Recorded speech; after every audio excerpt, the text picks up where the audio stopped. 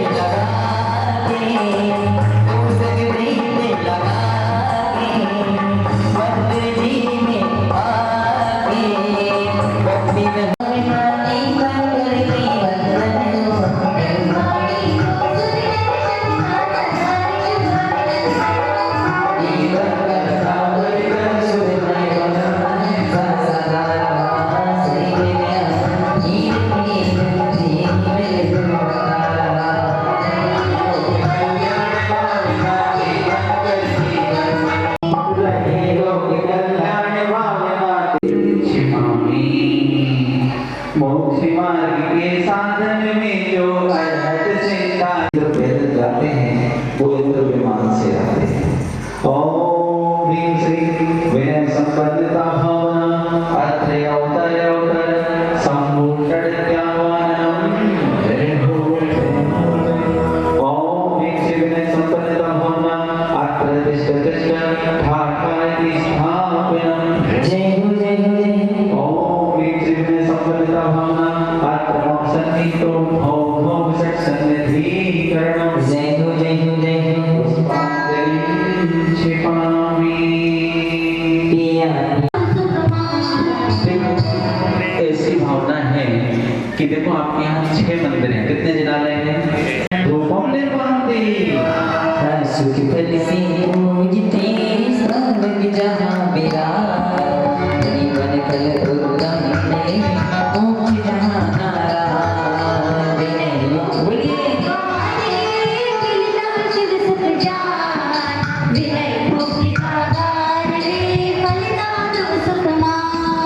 ओम विनय संपन्नता भावनाई महामोक्ष बल प्राप्ते फलम निर्वाणते। जो मूल इस लोक में अनर्घ्य पद कहलाए भाव नहीं संपन्न को दे अर्घ्य गुण गाए विनय भक्ति का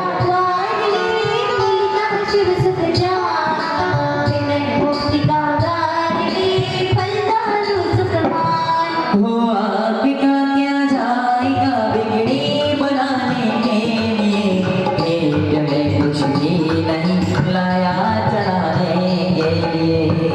ओम ह्रीं श्रीं विनय संपन्नता भावनाई अनर्घ्य पद प्राप्ते अर्घम निर्वाणते।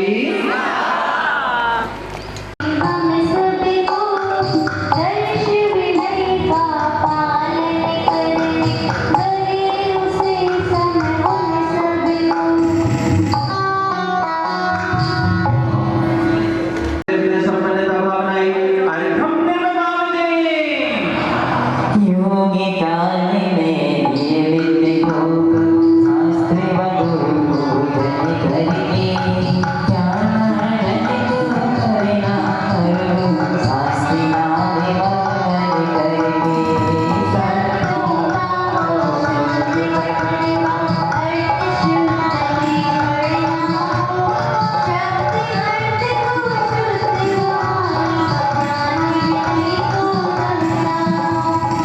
इस विधान में लिखा है यह लोक कल्याण विधान है। ओम ह्रीं श्री ज्ञान विनय से विनय संपन्नता भावनाई अर्घम निर्वाणते। चारित्र विनय से विनय संपन्नता भावनाई अनर्घ्य पद प्राप्ते अर्घम निर्वाणते। संपन्नता भावनाई अर्घम निर्वाणते। सुनो अब नीचे से आए भावनाई अनर्घ्य पद प्राप्ते अर्घम निर्वाणते। संगी रहते निर्गत तो चली जाएगा उसमें हाथ लगा लो बाद में अपना अभिनय करें। ओम ह्रीं श्री गायक विनय से विनय संपन्नता भावनाई अर्घम निर्वाणते।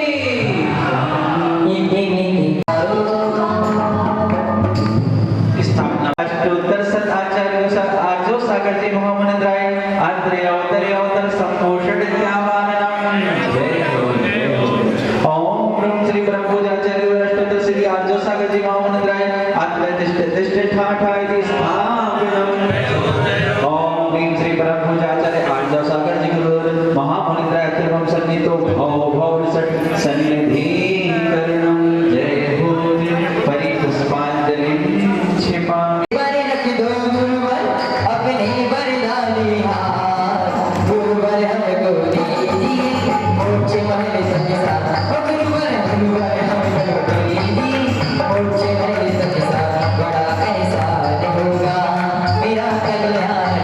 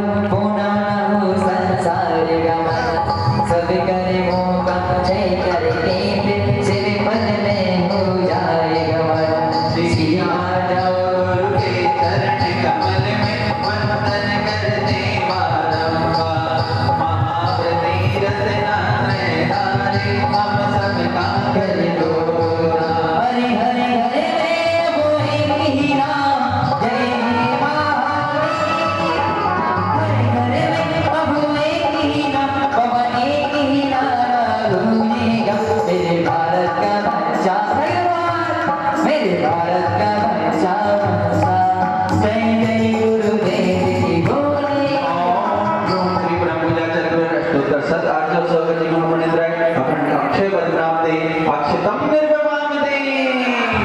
ओम श्री ब्रह्मचार्य गुरु अष्टोत्तर सत 800 महामंत्र कामार्थ दर्शनाय पुष्पम निर्वमामते। पूरा सौधर में तो परिवार नहीं के चढ़ाने के लिए दोनों सौधर में जल्दी नीचे पहुंचे।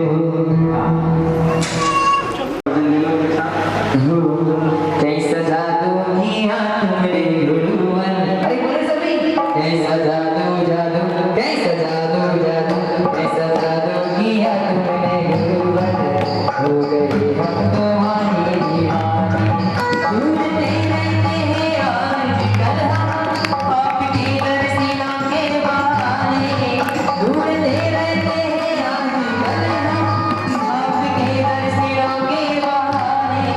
कैसा जादू जादू कैसा जादू जादू कैसा जादू किया तुमने गुरुवर।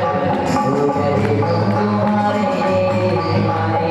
ओम श्री परम पूज्य आचार्य गुरु अष्टोत्तर सत आचार्य आर्जो सागर महामंत्र सुदारोग विनाशनाय नैवेद्यम निर्वमामते स्वाहा। दीपक लेकर सबने गाई चरण कमल में वंदन करते बारंबार महाप्रतिरथ नारायण नारी मंत्र गाकर लो। गुरु की मैया रे नरक में जाने नैया रे। ओम श्री परम पूज्य आचार्य गुरुवर अष्टोत्तर सत 800 सागर की महामंत्र महामोहांतकार विनाशनाय दीपम निर्वमामते। पीछे जो लोग बैठे हैं सब पैंट शर्ट में कुर्ते पजामे में आ जाए धूप चढ़ाने के लिए जल्दी से आ जाओ। नीले धर में तुम गाड़ी का ये धर में तुम गाड़ी का श्री मंदिर मांगी स्वामी का। इस धर में कवैया इस धर में कवैया क्या कहना ये धर में वीर क्या कहना।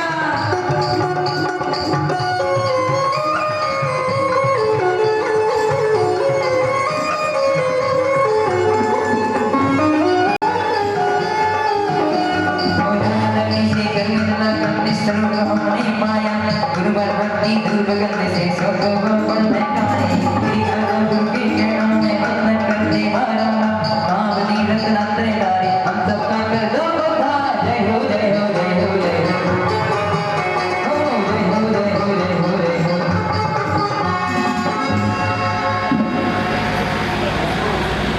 ओम ह्रूम श्री परम पूज्य आचार्य गुरु अष्टोत्तर सत 800 सागर की महामंत्र अष्टक्रम ध्यानाय धूपम निर्वामते। हरे गुरु बोले रहा हरे का पंछी बोले रहा गुरु बोले रहा मेरी दम से जोड़ जुड़ गई रे। दोनों हाथ पतंग उड़ाएंगे। मेरी दो पतंग उड़ गई रे मेरी दो पतंग उड़ गई रे। जब से गुरु लर से मिला पहले मेरा खिला खिला मेरी दो से जोड़ जुड़ गई रे। मेरी दो पतंग उड़ गई रे मेरी दो पतंग उड़ गई रे। ले तेरी मन वाला छुहारा चले रही शीश हवाते। दो आशीष कृपा के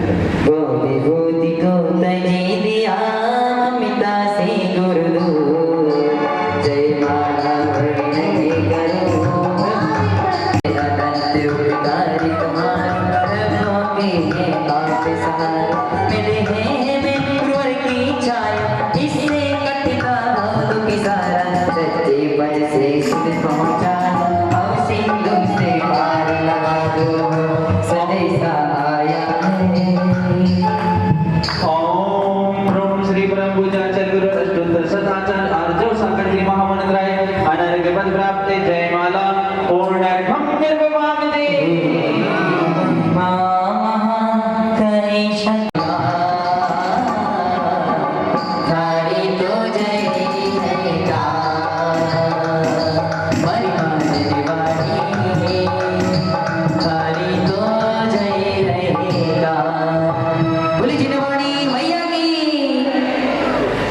इन्हीं सौधर मित्र परिवार को पाद प्रक्षालन का भी सौभाग्य मिला है पहुंचने के से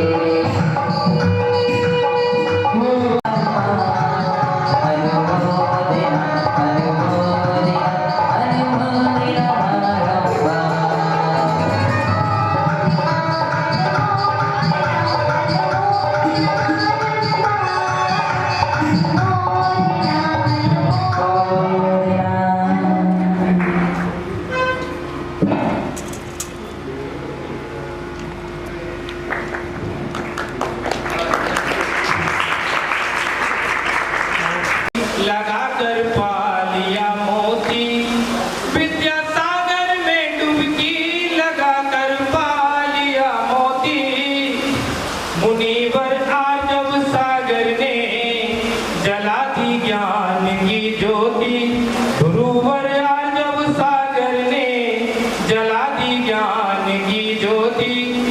हे आचार्य भगवान अपनी दिव्य वाणी से हमारा मोक्ष मार्ग प्रशस्त करें। नमोस्तु गुरु नमोस्तु नमो।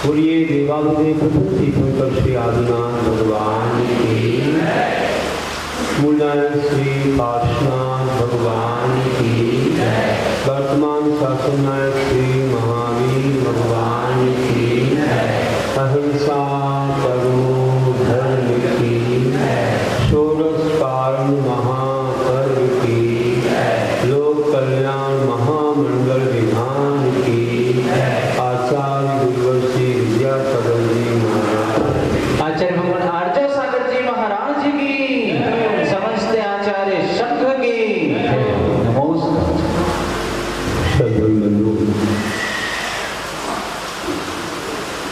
कल से तो थोड़ा जल्दी हमारे लिए यहाँ से जाना होगा, रोज देर नहीं कर सकते हैं, तो करीब 8:30 बजे आ जाते हैं। तो अधिक से अधिक 9 आपको जो भी औपचारिक करना हो, फिर विधान शेष रहेगा तो आप बाद में करते रहेंगे। जल्दी कर लिया तो थोड़े अर्घ हो भी जाएंगे, तो नहीं तो फिर हमारे जाने के बाद थोड़े थोड़े अर्घ रहेंगे, ज़्यादा नहीं रहते हैं, तो 15-20 मिनट तो हो जाएगा। इस प्रकार से आज षोडश कारण महापर्व में लोक कल्याण महामंडल विधान का समायोजन बहुत ही उज्ज्वल भावों से बहुत उत्साह के साथ चल रहा है। वास्तव में ऐसा ही लग रहा है कि साक्षात स्वर्ग से कोई देव स्वर्ग में लादी आए हैं, चक्रवर्ती आदि आए हैं। वास्तव में कोई मध्यलोक के श्रावक लोग समूह में बैठ कर के भगवान की पूजा कर रहे हैं, 16 कांड व्रत कर रहे हैं और तीर्थंकर प्रकृति का संचय बहुत अच्छे ढंग से उज्जवल भावों से हो। ऐसी भक्ति भावना, ऐसे उज्जवल भाव हर समय हर व्यक्ति के नहीं आते।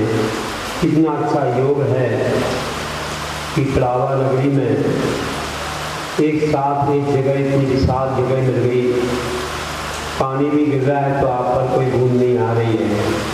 आराम से अच्छे वातावरण में सब लोग ध्यान कर रहे हैं। कहाँ हजार किलोमीटर से लोग देखने आ रहे हैं, 2000 किलोमीटर से कि पड़ावा नगरी है कहाँ। ना तो कोई एरोप्लेन आता है, ना कोई हेलीकॉप्टर आता है, ना कोई ट्रेन आती है, बस भी आती तो सीधी नहीं आती है। फिर भी लोग कहाँ जंगल में है करके मंगल करते हैं। बहुत कठिन है यहाँ आना। निष्कुट क्षेत्र बोलते हैं ना, जैसे शास्त्र में निष्कुट क्षेत्र में ज़्यादा मोड़ा लेना पड़ते हैं, ऐसा ही ये क्षेत्र है। ढूंढ के लोग आते हैं, कई बार भटक जाते हैं, पीछे अपनी गाड़ियाँ ले जाना पड़ती है, फिर लौटा के जाते हैं। बताइए, तो भी पुण्य है आपका कि आप दिल से बुलाते हो, बहुत अच्छे से उनकी देखभाल करते हो, तो सब दूर दूर से भाग के आते हैं कि आपकी सहजता है, सरलता है, वात्सल्य है, होना चाहिए। तो बंधुओं, धर्म की प्रभावना प्रारंभ हुई है। अभी तो 16 कांड के बाद 10 लक्षण भी आएगा, तो घर का बच्चा व्रत करेगा और कैसे सब लोग शिविर और सब चीज़ में भाग लेंगे। बहुत ही महान पर्व है 16 कांड, क्षमा वाणी, सब कुछ आते रहेंगे, कई आयोजन होते रहेंगे। बाहर के कई विद्वान भी यहाँ आएंगे, पाठशालाएँ भी आएंगी, बहुत सारे लोग आए, कोई किसी परिवर्तन देखने आएगा। बहुत सारे कार्यक्रम अच्छे से संपन्न होंगे और आदान प्रदान होगा सबका। बहुत अच्छा भाव आपकी पड़ावा की इस धरा पर उज्जवल होगा। सबकी सद्भावनाएँ आपके जीवन को उन्नत बनाएंगी। धन पैसा तो अपने पुण्य से आता है, कहीं कुछ नहीं जाता, ना कम होता है। ये तो पुण्य देव बढ़ता है तो कहाँ से छप्पर फाड़ के देता है मालूम नहीं पड़ता है। सब आता रहेगा, सब होता रहेगा। तो देखिए, आज हमने जो यहाँ 16 कांड विधान में, लोक कल्याण विधान में विनय संपन्नता की पूजा वगैरह समर्पित किए, इसके पूर्व कल दर्शन विशुद्धि भावना थी। उसमें एक जगह एक अर्घ आया था, 5वें नंबर का अर्घ था, थोड़ा बड़ा था, समझाने की आवश्यकता थी, लेकिन वक्त कम था, पहला दिन था। घट यात्रा, मंडप शुद्धि, ध्वजारोहण, चक्रीकरण, बहुत सारे कार्यक्रम थे। हमें लग रहा था प्रवचन करें तो कैसे करें, छोड़ दें, लेकिन अब सबको लगेगा कि महाराज आए मंच पर तो प्रवचन के लिए आते हैं, थोड़ा अर्घ भी प्रारंभ करा दें, नहीं तो लोग चले जाएंगे बिना विधान किए, इसलिए थोड़ा कराना पड़ा। इस समय कम बचा, इसको समझा नहीं पाए कि हो गए काम में भी समझाते थे, लेकिन अपने पास समय कम है। अभी अपन प्रवचन ही सुन रहे हैं, आपको पढ़ने के लिए नियम दे दिया है, आप पढ़ लेंगे। कि यहाँ जो 5वें नंबर का अर्घ है आपकी पुस्तक में पेज नंबर 10 पर है, उसमें देखिए कि क्या लिखा है कि सम्यक दर्शन पालन करने के लिए हमें 3 मूर्ताओं सट अनायतन से दूर होना पड़ता है। तो वर्तमान में कई मूर्ताएं, अज्ञानताएं आ गई हैं, जिन्हें लोग किया करते हैं और समझते नहीं है कि ये धर्म मानकर हम जो कर रहे हैं, ये हमारे सम्यक दर्शन में बहुत बड़ा अतिचार या दोष हो रहा है। तो बड़ी समाज जो फल को फोड़े, हिंसा का जो पाप भरे, मृत्यु हो गया भंडारा से, दीनों को संतप्त करे, बांटे खाद्य पदार्थ रात में, जो 9 अंग वर्ष माने, पंचम में मिथ्या से उपजे, जन्म दिवस सहर्ष मान, जन्म दिवस विहर्ष मान। तो एक फल है जैसे कि नारियल, तो नारियल जो फल है उसे आप पूरा पूरा चढ़ाते हो, वो भी सूखा नारियल चढ़ाते हो, शिक्षा देता है वेद विज्ञान की और अपने राग मोह को दूर करने की, उसको सुखा देने की शिक्षा देता है। तो वह चढ़ाते हो, मोक्ष फल प्राप्त है, फल मिलता है, ठीक है। लेकिन कई जगह कुछ संप्रदाय में लोग उसे फोड़ते हैं, फोड़ने की परंपरा कैसे है, कहाँ से आई, इसके बारे में कहा करते हैं लोग कि कहीं कहीं पर लोग बलि चढ़ाया करते हैं और बलि चढ़ाने में कोई त्रियंश नहीं मिला, तो ये नारियल है, इसके जटाजूट हटा के दो इन चिन्ह होते ना, तो दो को आंखें मान के एक को मुख मान के उस पर कुमकुम लगा करके और उसे काट देते या उसे फोड़ देते। एक जीव को हमने बलि दे दी। तो ये फोड़ने की जो प्रथा है ये एक बलि प्रथा का रूप है, ऐसा हमें दक्षिण भारत में मालूम पड़ा। इसलिए अपने जैन धर्म में कोई भगवान के सामने नारियल नहीं फोड़ता है, सीधा पूरा का पूरा चढ़ाते हैं और मोक्ष की भावना मानते हैं और वापस नहीं ले जाते। हमारे यहाँ कोई भगवान का ऐसा प्रसाद नहीं होता, हमारे यहाँ तो प्रसाद मतलब कृपा है, उनकी कृपा होती है। तो आपको भावना बांटना तो बाहर बांटो, मंदिर के अंदर कोई खान पान की बात नहीं होती है। हमारे भगवान को कोई भोग देते नहीं है, जो केवल ज्ञानी है, उनको ना भूख लगती है ना आहार करते हैं कि उनको आहार कराया जाए, उसमें से सबको प्रसाद बांट दिया जाए, ऐसा हमारे यहाँ होता नहीं, भोग नहीं लगता है। तो अपने यहाँ क्या करते हैं कि पूरा नारियल चढ़ा करके मोक्ष की भावना भागी चले जाते हैं। आपको थोड़ा सा चढ़ाना है तो चरू में आप घर से ही उसको टुकड़े करके जाते हो और चढ़ाते हो नैवेद्य में। लेकिन मंदिर में पूरा नारियल चढ़ा के जाते हैं तो पूरा मोक्ष फल मिलेगा। और कोई आधा चढ़ाएगा आधा ले जाएगा तो आधा ही मोक्ष मिलेगा, तो निर्माण दिखाने का दोष भी लगेगा। इसलिए कभी मंदिर में नारियल नहीं फोड़ना। इसमें लिखा है यहाँ बलि समाजो फल को फोड़ो। एक और एक कार वगैरह के नीचे जो नींबू वगैरह लगाते हैं या कोई ये कौन सा बोलते कद्दू वगैरह लगाते हैं, उसमें कुमकुम लगा करके कई बार वो भी बलि का रूप है। टायर के नीचे किसी के नीचे कोई फल दबा करके एक बलि का रूप है, वो भी नहीं करना चाहिए। मैंने तो ये कहा था कि मात्र आप जो है ये कर सकते हैं कि आप वाहन लाए तो स्वस्तिक बना लो और स्वस्तिक बना के आप कहीं धर्म क्षेत्र में चले जाओ प्रथम दिन तो मंगल हो जाए, आपका तो निकल जाएगा। उसकी ना आरती उतारना है ना कोई आगे चढ़ाना है, उसमें कोई प्रतिष्ठा नहीं, पंचगणक नहीं हुआ उसका। ऐसा करोगे कि पुण्य बहुत लगेगा। तो अचेतन वस्तु है, उसमें कोई गुणारोपण नहीं हुआ, कोई पंचगणक नहीं हुआ। तो आप समझिए कि ऐसे फलों को फोड़ना किसी देवता के सामने बलि प्रथा है। मृत्यु हो जाती है तो लोग पूरी समाज को भोज करवाते हैं।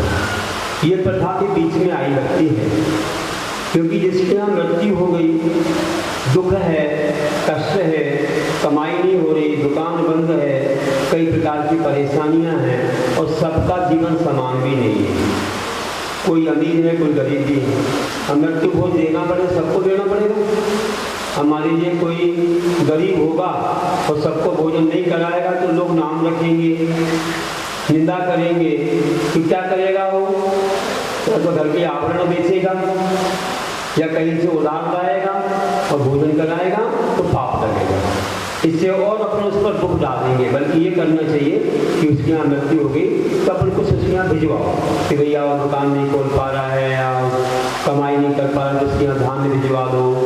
उसके यहाँ रिश्तेदार आएंगे, कोई आएंगे तो उनको भोजन करा सके। रिश्तेदार तो ठीक है क्योंकि बाहर से आएंगे, कहाँ खाएंगे, लेकिन गाँव के लोगों को नहीं खाना चाहिए। गाँव के लोग अगर खाते हैं, इस पर पाबंदी पूरे भारत में लग गई है। प्रायः कोई कोई जगह छुट्टी हो तो मृत्यु भोज कराना भी ये एक रूढ़िवाद है, ये एक लोक मूलता है, इसे हमें नहीं करना चाहिए। मात्र रिश्तेदार ही उनके यहाँ भोजन करें और बस अपन जा करके उनकी सहायता कर सकते हैं, या खास जो घर उनके घर वाले हैं वहीं पर जो सबकी व्यवस्था बना रहे हैं तो वे भी वहाँ सबके रिश्तेदारों को कराएंगे, स्वयं कर लेंगे। बाकी जो लोग हैं समाज के पूरे लोग उन करते हैं तो दोष लगता है, ये इसलिए लिखा है। और भंडारा क्या होता है, जैसे किसी ने व्रत किया, मान लीजिए 10 लक्ष्मण हम व्रत किए तो क्या करते हैं, कोई कोई जगह पूरे रिश्तेदारों को बुलाते हैं, उनको तो ठीक है भोजन कराएंगे, क्योंकि पूरी समाज के लोगों को भोजन कराने की एक परंपरा बना ली। अब 10 उपवास कर रहा है, मानो आप कोई गरीब भी हो, कोई मीडियम क्लास का हो, पूरी समाज के लिए भोजन नहीं कराया तो बोलेंगे आपने फिर काय को किया। तो ये अगर आप असत मान लोगे तो ये आपके लिए एक लोक मूलता होगी, इससे पाप लगेगा। कई लोग व्रत करने से वंचित हो जाएंगे कि भैया पूरी समाज को खिलाना पड़ता है तो व्रत ना करो, तो ऐसा काम नहीं करना चाहिए। और इसी प्रकार से रात में खाद्य वस्तुएं बांटते हैं लोग, जैसे दिवाली वगैरह पर प्रसाद बांटते रहते हैं कोई कोई लोग। हमारे यहाँ पे शाम को ही पूजा हो जाती 5 बजे, सुबह 5 बजे भगवान महावीर को मोक्ष हुआ और गोधूली वेला बोलते हैं, जब गायें जंगल से आती थी 12 घंटे बाद समझो, बस 5 बजे शाम को मोक्ष हो गया गंगा परमेश्वरी के लिए। सुबह भगवान महावीर को हुआ, शाम को गंगा परमेश्वरी को हुआ। तो उस समय लोग ज्ञान दीप जलाते हैं, उनको केवल ज्ञान की प्राप्ति हुई। सुबह भगवान महावीर को मोक्ष हुआ तो शाम को गौतम गंगर को केवल ज्ञान मिला, तो उनके लिए ज्ञान दीप की जो ज्योति जलाते हैं कि केवल ज्ञान प्राप्त हुआ, मोक्ष तो बाद में हुआ था। तो ऐसे करके जिनमानी को रख के पूजा करते हैं और दीप जलाते हैं। भगवान महावीर को जो ज्ञान लक्ष्मी की मोक्ष लक्ष्मी की प्राप्ति हुई, उस निमित्त एक ज्योति जलाते हैं, गंगा परमेश्वरी के निमित्त जलाते हैं ज्ञान ज्योति। और कोई लोग 3 दीपक रखना गए, कोई 5, कोई 16, कोई ऐसे 64 तक, कोई 64 विधि है केवल ज्ञान, तो ऐसे भी जलाते हैं। अच्छे शुद्ध भक्त के दीपक जलाते हैं, क्योंकि शाम को ही जलाते हैं। रात में कोई काम नहीं होता, रात में खाने पीने की वह काम जैनों में नहीं होती, क्योंकि सब रात के भोजन के त्यागी होते हैं। अगर रात में कुछ बांटा जाए तो वो एक प्रकार से रूढ़ी है। और इसी प्रकार आंग्ल वर्ष, जैसे कि ये नया वर्ष मुबारक को बोलते हैं, हैप्पी न्यू ईयर बोलते हैं, 1 तारीख आती है तो लोग आजकल मिलना जुलना कुछ करने लगे ज़्यादा से ज़्यादा। तो ये हमारे यहाँ का वर्ष नहीं है, ये तो विदेश से ज़्यादा फेमस हुआ है। जो आप जानते हो क्रिश्चियन के यहाँ इसकी ज़्यादा ये है, उन्हीं के जन्म के ऊपर ये मानते हैं कि अगर आप ज़्यादा मनाओगे, मिलोगे जुलोगे, कहीं तिलक लगाओगे, कहीं रंगोली पूरोगे, कहीं बैनर छपाओगे, कहीं और भी खाना पीना दोगे, तो कल के दिन ऐसा ना हो कि नई आने वाली जो पीढ़ी है वो उनकी प्रतिमा बना करके पूजने लग जाए। ऐसा ना हो जाए कि नई परंपरा ना आ जाए। हमारा नया वर्ष तो दिवाली को प्रारंभ होता है। दीपावली नया संवत वर्ष है, बीज निर्माण संवत, वही अपना नया वर्ष है। इस प्रकार से जाना है, कोई विक्रम संवत वगैरह विक्रम राजा कोई हुए तो उनका करते हैं नया वर्ष का, लेकिन अपना तो दिवाली ही है, एक ही मानते हैं। तो ये वर्ष भी, ये जो नव वर्ष मनाते हैं 1 तारीख, इस पर ध्यान देना। इसको पर्व के रूप में अगर मना दिया तो आगे हमारे सम्य दर्शन में दोष तो लगेगा ही, और नई परंपरा बन जाएगी, कहीं लोग उसको पूजने न लग जाएंगे।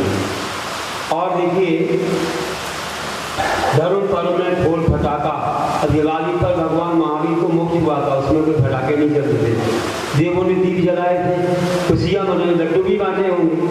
लेकिन आजकल लोग हिंसक काम करने लगे, ऐसे आवाज़ करने वाले फटाके फोड़ते हैं जिनमें कि कई अग्निकाय, वायुकाय, प्रष्काय जीवों की हिंसा होती है। यहाँ तक कि कई लोग के हाथ जल जाते, घर जल जाते, फैक्ट्री में आग, बाजार में आग लग जाती। यहाँ तक कि गाय के अंदर जो बछड़ा वह भी मर गया।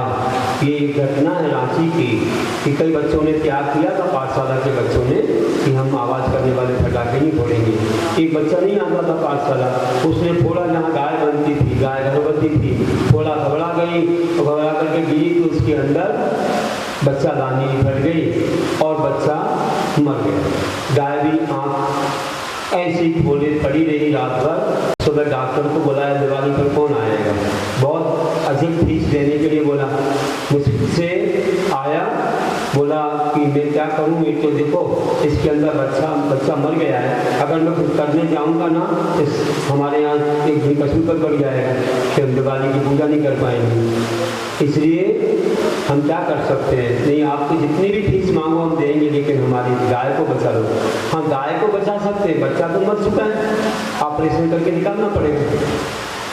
कैसे मर गया, बोले आप बताओ यहाँ पर किसी बच्चों ने कुछ किया क्या, फटाके वाले फोड़े क्या, बोले हाँ फटाके फोड़े बच्चों ने, यहीं पर देखो आप कागज पर पड़े हुए।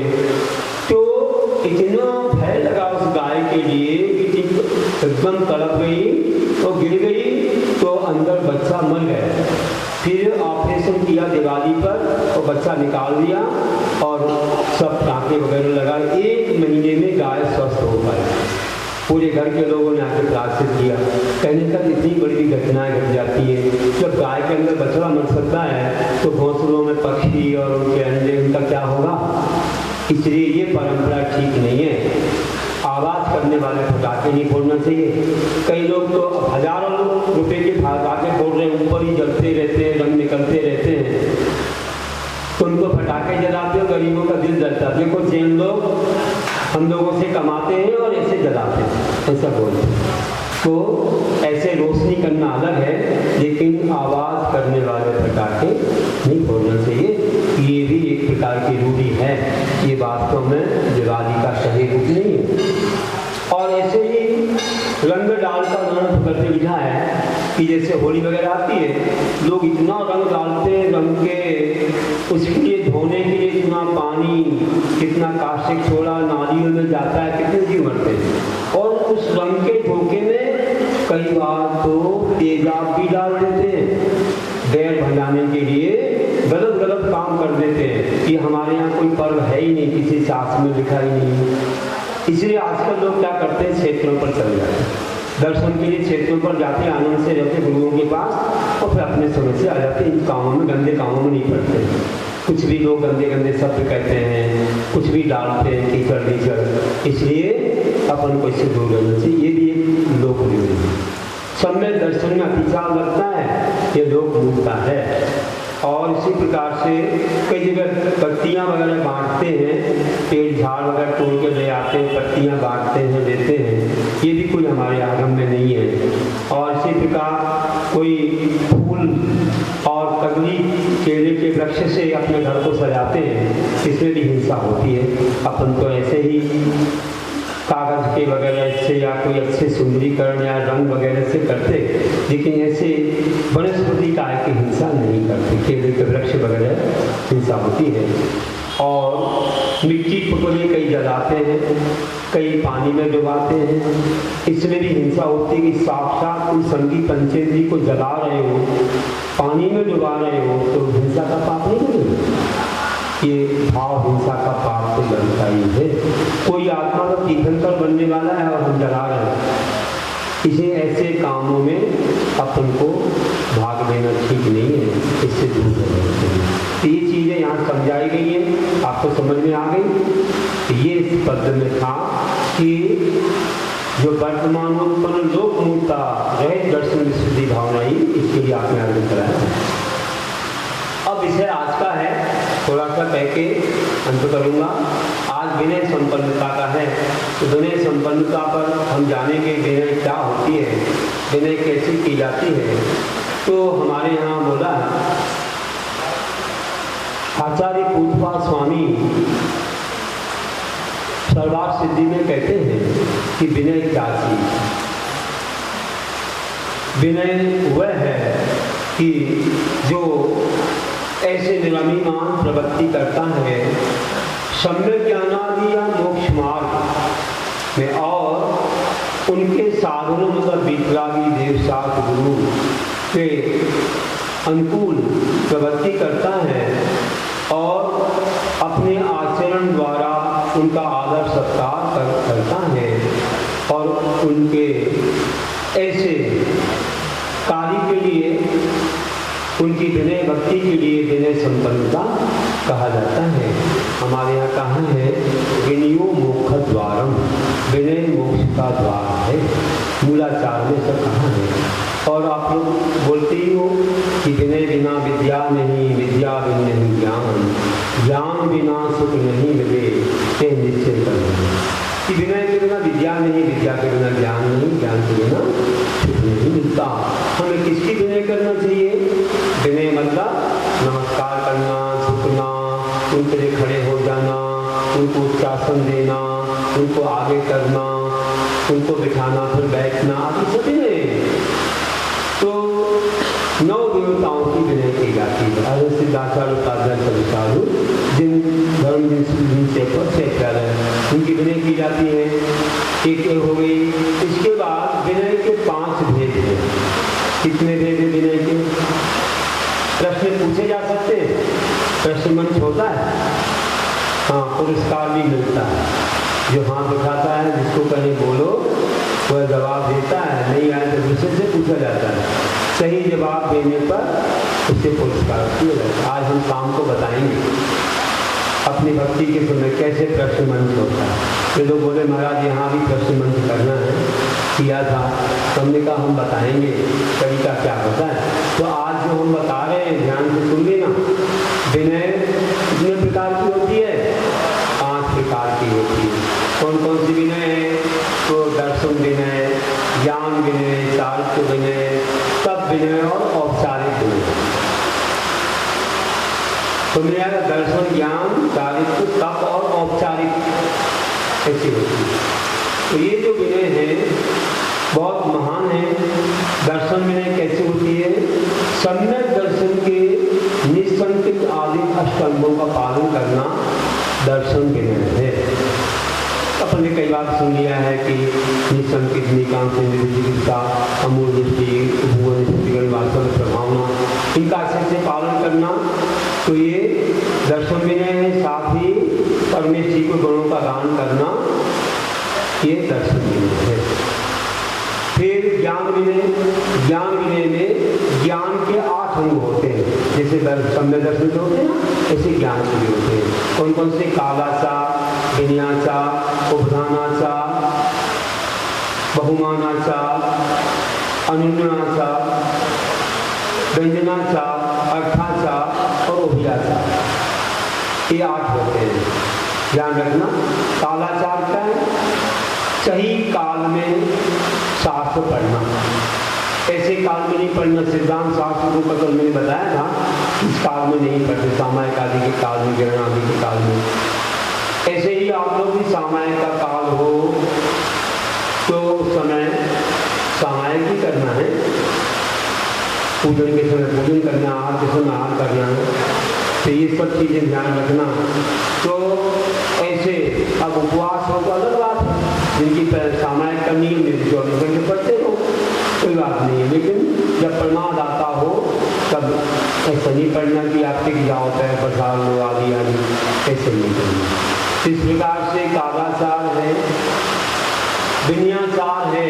शास्त्र पढ़े तो उसको नमन करके, मंगलाचरण करके, उच्चासन में विराजमान करके शास्त्र का स्वाध्याय करना है। ये है विनयाचार। और कायस्वर वगैरह करते हैं तो विनयाचार में आता है। उपदानाचार क्या है? ये शास्त्र पढ़ते हैं तो कोई ना कोई नियम ले लेते हैं।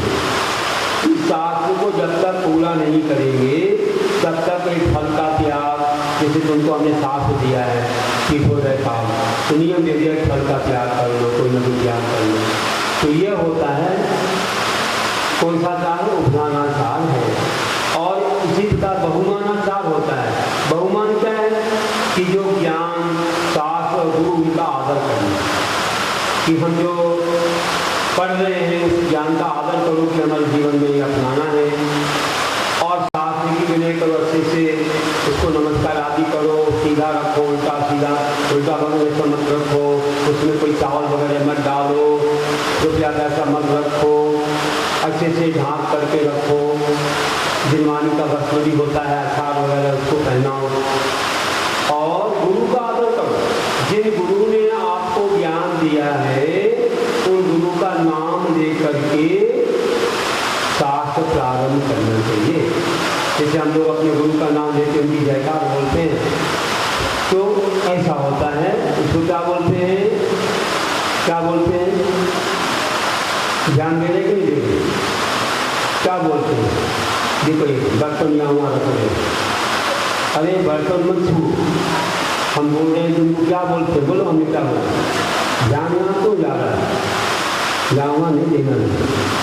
अभी बोला कि एक बहुमानाचार होता है कि जो गुरु हैं उनका नाम लेना, उनकी जयकार आदि बोल करके स्वाध्याय करें, ये बहुमानाचार है। इसके बाद में एक है अनन्याचार। अनन्याचार का अर्थ होता है कि कभी गुरु का नाम नहीं छुपाना, जब भी हो उनका नाम ले करके अपन जयकार बोल के स्वाध्याय प्रारंभ करते हैं, जो भी अपने बड़े राजनाम हैं। फिर एक होता है व्यंजनाचार।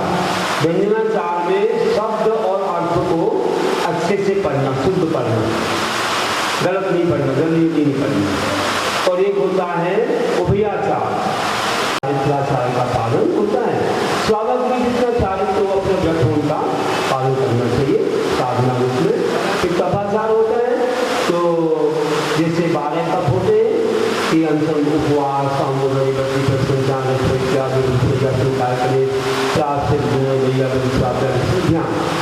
इन 12 तपों का अच्छे उत्साह के साथ पालन करना, तो ये तपाचार माना जाता है।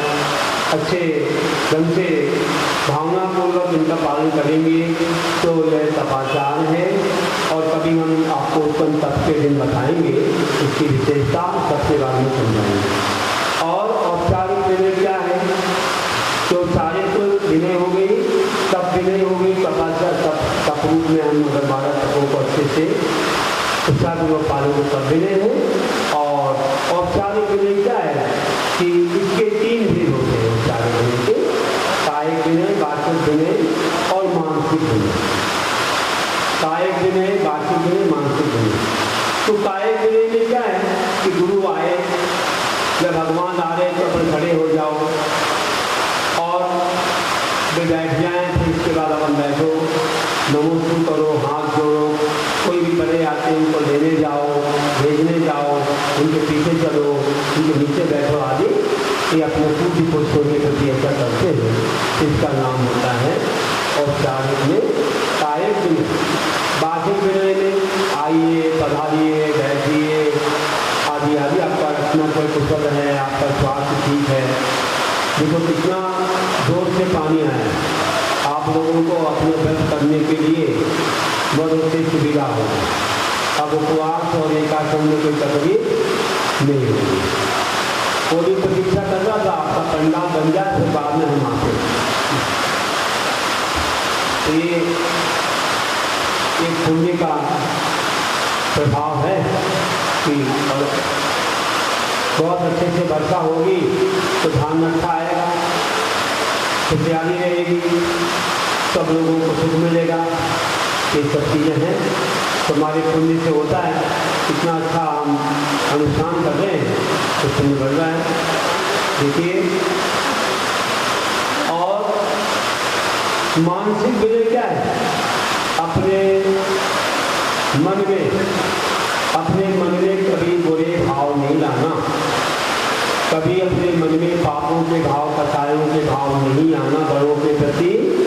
यही है मानसिक विनय।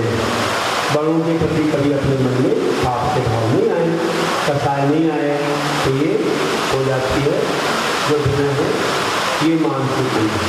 और एक ध्यान रखना कि तीनों प्रकार की विनय प्रत्यक्ष और परोक्ष रूप से 2 प्रकार की होती है। जब हमारे सामने गुरु आदि रहते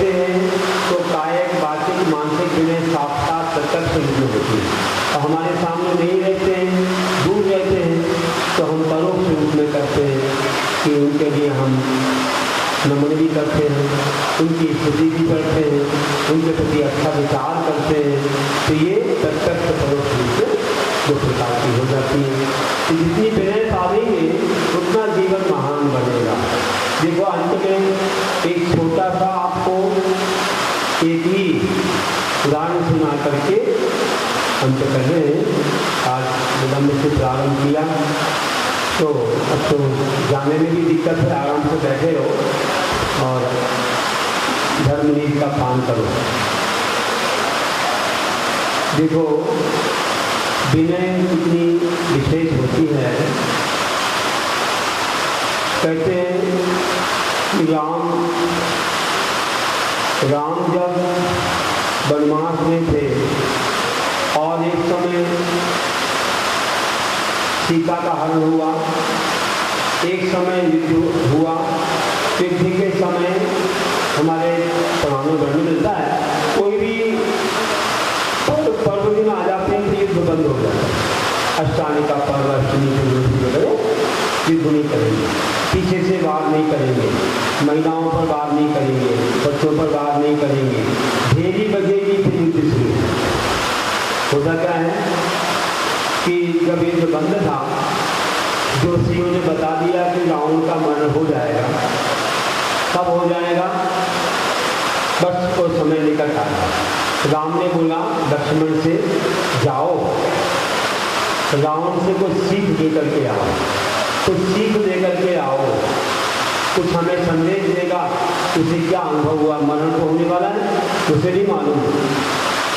तो गए, जाकर श्री के पास खड़े हो तो बोला हमें कुछ शिक्षा दीजिए।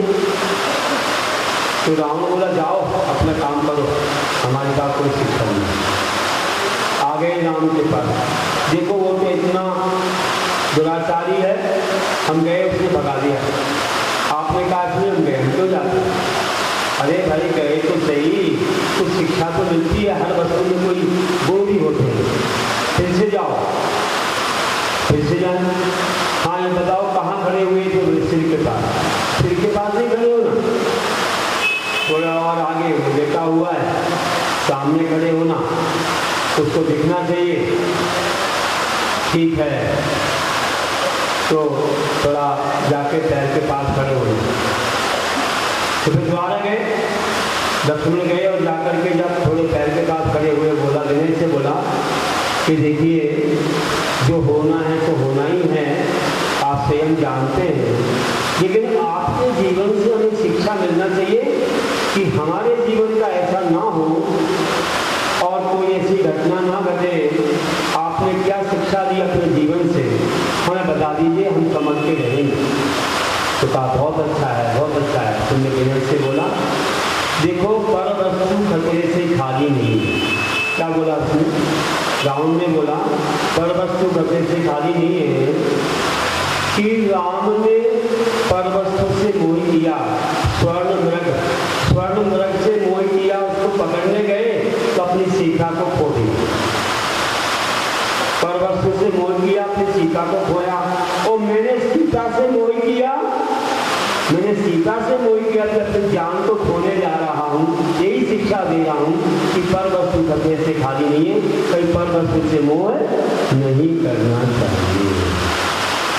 विनय से मिलाना उपदेश, विनय के बिना उपदेश नहीं। तो विनय वाला व्यक्ति झुकना जानता है। देखो एक पेड़ होता है, आप कोई भी देख लो, बड़ा पेड़, ऊंचा खजूर का पेड़ है या कोई नारियल, अगर नहीं झुक पाता है तो बड़े तूफान में वह नीचे गिर जाता है, शीर्षासन लगा देता है। और एक पेड़ कौन सा? बेंत का पेड़ और बांस का पेड़ होता है। वह देखो जब तूफान आता है तो कहाँ जाता है, कहाँ गिर जाता है? एक बट वृक्ष ने बोला, दोनों की चर्चा हो रही, काल्पनिक बात है। बेंत के वृक्ष से बोला कि तेरे पास क्या है, क्योंकि तो नरम है, कुछ भी नहीं तेरे पास, बहुत जल्दी तो नीचे डूब जाता है और ना तो विशेष छाया है, ना विशेष फल है, ना कुछ है। और मेरे पास इतनी छाया, इतने फल, इतने पक्षी बैठते हैं और इतना अच्छा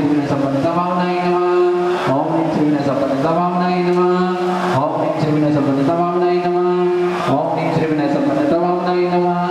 ओम ह्रीं श्री विनय संपन्नता भावनाय नमः। ओम ह्रीं श्री विनय संपन्नता भावनाय नमः। ओम ह्रीं श्री विनय संपन्नता भावनाय नमः। ओम ह्रीं श्री विनय संपन्नता भावनाय नमः। ओम ह्रीं श्री विनय संपन्नता भावनाय नमः। ओम ह्रीं श्री विनय संपन्नता भावनाय नमः। ओम ह्रीं श्री विनय संपन्नता भावनाय नमः। ओम ह्रीं श्री विनय संपन्नता भावनाय नमः। ओम ह्रीं श्री विनय संपन्नता भावनाय नमः। ओम ह्रीं श्री विनय संपन्नता भावनाय नमः। ओम ह्रीं श्री विनय संपन्नता भावनाय नमो नमः। सभी लोगों को इसी पटकाल में एक बड़ी जाप भी देनी। ओम ह्रीं श्री दर्शन शुद्धे अभी षोडश कांड को नमो नमः विसर्जन के बाद अपनी अपनी पर्सनल करनी है। चलिए जय माला के लिए सुंदर सभी खड़े हो जाएंगे। मीरा ढोले बजाओ देखो आई सुरगड़ी, अरे आई सुरगड़ी आई मगने घड़ी, आई सुरगड़ी आई मगने घड़ी। मीरा ढोले बजाओ देखो आई सुरगड़ी, मीरा ढोले बजाओ देखो आई सुरगड़ी। आज हम कुछ वाले तो बड़ी सुरगड़ी है तो